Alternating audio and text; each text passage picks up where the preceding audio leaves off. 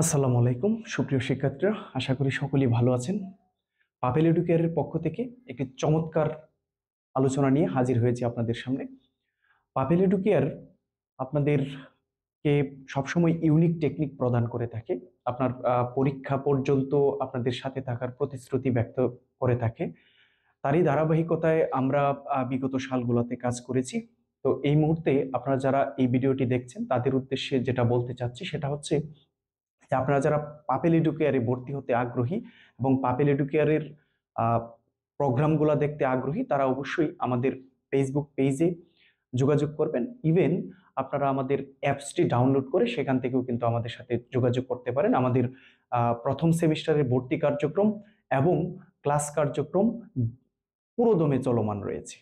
তো আমি আশা করব আপনারা এনরোল হবেন এবং পাপেল এডুকেয়ারের সুযোগ সুবিধাগুলো নেবেন। তো চলুন আমরা শুরুতেই ধারাবাহিক আলোচনার আজকের আলোচনাগুলো দেখে নিই। পরবর্তী ব্যাপার যেটা আছে সেটা হচ্ছে এখানে দেখেন 65320 অঙ্কগুলো দ্বারা 5 অঙ্কের সার্থক কতগুলো বিজোড় সংখ্যা গঠন করা যাবে। এখন একটু খেয়াল করেন যে আমরা বিজোড় সংখ্যা কোনগুলাকে বলে সেটা আমরা শুরুর দিকে একটু জেনে নিই। প্রসেসটা হচ্ছে বিজোড় সংখ্যা। এখন নর্মালি বিজোড় সংখ্যাগুলোকে আমরা বের করতে পারি, কিন্তু যখন আমাদের এখানে অঙ্কগুলার পরিমাণ 4-এর অধিক হয়ে যাবে তখন আমরা কি প্রসেসে বের করব সেটা হচ্ছে এরকম। দেখেন আপনি এটাকে এলোমেলো করে যদি লিখেন এরকম লিখতে পারবেন আপনি 20356, এটা একটা সংখ্যা হবে। আপনি যদি এরকম লেখেন 3205 6 এরকম লিখতে পারবেন, এরকম অসংখ্য লিখতে পারবেন। কিন্তু আপনাকে একটা রেস্ট্রিকশন এখানে দেওয়া হয়েছে, সেটা হচ্ছে বিজোড় সংখ্যা লিখতে হবে। তার মানে বিজোড় সংখ্যা যদি আপনি লিখতে চান তাহলে 4 বা 4-এর অধিক যে সংখ্যাগুলো আছে, অঙ্ক 4-এর অধিক অঙ্ক দিয়ে যে সংখ্যাটা তৈরি করা হয়েছে, সেই ক্ষেত্রে আপনাকে অলওয়েজ রিমেম্বার ইট যে আপনার 5 নাম্বারের যে বিষয়টা থাকবে সেটা যদি জোড় হয়, দেখেন 6 জোড়, তার মানে এই সংখ্যাটাও হবে জোড় সংখ্যা। তাহলে অবভিয়াসলি আপনাকে এই লাস্ট যে ডিজিটটা সেটা কি হতে হবে, বিজোড় হতে হবে। এখন দেখেন এখানে তাহলে আমাদের কি কি বিজোড় রয়েছে, এখানে 3 রয়েছে এবং 5 রয়েছে বিজোড়। জিরোকে আমরা বিজোড় হিসাবে ধরতে পারছি না, 2 জোড় সংখ্যা, 6 জোড় সংখ্যা, তার মানে 5 এবং 3। এখন আসি আমরা সমাধানে। দেখেন তার মানে আমরা শুরুর দিকে যেটা লিখবো সেটা হচ্ছে বিজোড় সংখ্যা পিছনে থাকবে এরকম জিনিসটাকে আমাকে কি করতে হবে, কাউন্ট করতে হবে। দেখেন এখন আমি একটা করে এখান থেকে একটা বিজোড় সংখ্যা লাস্ট ডিজিটে বসালাম 3। তাহলে এখন আপনি যে সংখ্যাটা করবেন সেটা বেসিক্যালি কি হয়ে যাবে, বিজোড় সংখ্যা হয়ে যাবে। ঠিক অনুরূপভাবে যদি আপনি এরকম আরেকটা ঘর নেন, আরেকটা ঘরে যদি আপনি এরকম 5টা ঘর অঙ্কন করে এখানে লাস্টে 5 দেন, তাহলে এখন যে সংখ্যাটা আপনি অ্যাপ্লাই করবেন সেটাও কিন্তু বেসিক্যালি কি হবে, আপনার বিজোড় সংখ্যা হয়ে যাবে। এখন দেখেন তাহলে কাজটা কি হলো, যে এখন আপনাকে এই ঘরগুলাতে বাকি 4টা ঘরের মধ্যে এই যে 3 বাদে, অর্থাৎ এখানে যেহেতু আপনি 3 অ্যাপ্লাই করেছেন, 3 বাদে বাকি যেগুলো আছে সেগুলোকে আপনি এখানে অ্যাপ্লাই করবেন। এখন দেখেন এই শুরুর গড়, আমি যদি শুরুর গড়ে 0 বসাই, দেখেন আমরা জানি যে কোনো সংখ্যার একেবারে শুরুতে 0 অ্যাপ্লাই হয় না, কারণ 0-র কোনো ভ্যালু থাকে না। সেক্ষেত্রে আমরা কিন্তু এখানে 0 অ্যাপ্লাই করতে পারবো না। আমি যদি সংখ্যাগুলো এখানে একটু নোট করে দিই, দেখেন 65320, তার মানে আমরা প্রথম যে গড়টা আছে এখানে 3 কে অ্যাপ্লাই করে ফেলছি অলরেডি। তাহলে আমার কাছে রয়েছে 0256, এই 4টা কিন্তু অবশিষ্ট রয়ে গেছে। এখন এই 4টার মধ্যে থেকে প্রথম ঘরে আমি কি করতে পারছি না, 0 কে অ্যাপ্লাই করতে পারছি না। তাহলে 0 বাদে আমার কাছে বাকি যেগুলো রয়েছে সেগুলো আমি এখানে অ্যাপ্লাই করব। তাহলে 653 এটার যে কোনো একটা আমি এখানে অ্যাপ্লাই করতে পারি। তার মানে তিনটা বিষয়, তিনটা অঙ্ককে আমি এখানে অ্যাপ্লাই করতে পারি। তাহলে 3 লিখবো।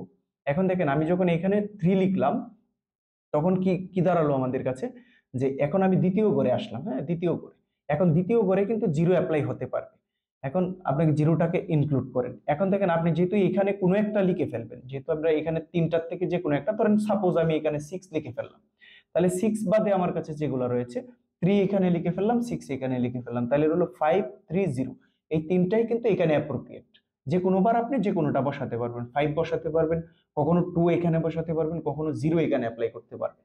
তাহলে এখানেও আমরা 3টা অঙ্ককে অ্যাপ্লাই করতে পারছি। এখন দেখেন আপনি যখন এইখানে 3টা অঙ্ক অ্যাপ্লাই করতে পারবেন, কিন্তু যখন এইখানে যাবেন, ধরেন সাপোজ আপনি এখানে 5 দিয়ে ফেললেন, এখন কিন্তু আপনাকে 5 কেও বোল্ড আউট করে দিতে হবে। সেক্ষেত্রে 3 এখানে রয়ে গেছে, তার মানে এখানে আর অবশিষ্ট আছে 2টি, তাহলে আমরা এখানে 2 দিতে পারি। এখন আমার কাছে অবশিষ্ট আর থাকবে জাস্ট একটি, তাহলে আমরা এখানে লিখে ফেলি 1। এখন এগুলার মাঝখানে আমরা গুণ চিহ্ন অ্যাপ্লাই করি, গুণ চিহ্ন অ্যাপ্লাই করে এগুলোকে গুণ করে নিই। দেখেন 3 ইন্টু 3 অর্থাৎ 3 3 9, 9 দুগুণে 18, তার মানে আমরা এখানে লিখতে পারছি 18। ঠিক অনুরূপভাবে আমরা যদি এই জায়গাটা সমাধান করি, একটু খেয়াল করেন, দেখেন আমি এখানে যে সংখ্যাটা ছিল আমার 65320, এখন দেখেন এখান থেকে আমরা 5 কে অ্যাপ্লাই করে ফেলছি, তার মানে 5 চলে গেল।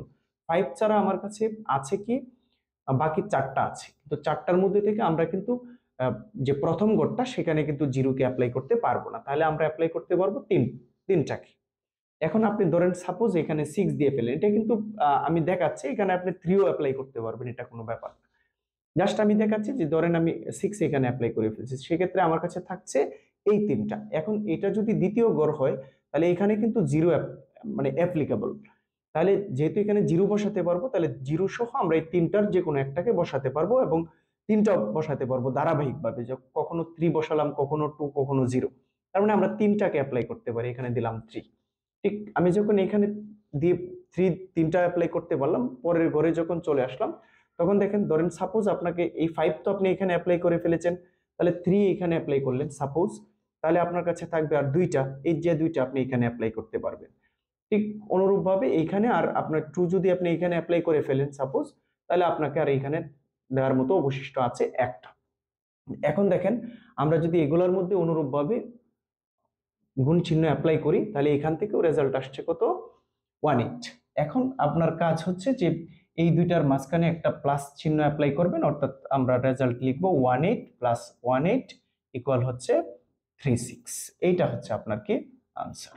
অর্থাৎ আপনি এইটাকে এইভাবে লিখে করে ফেলতে পারবেন।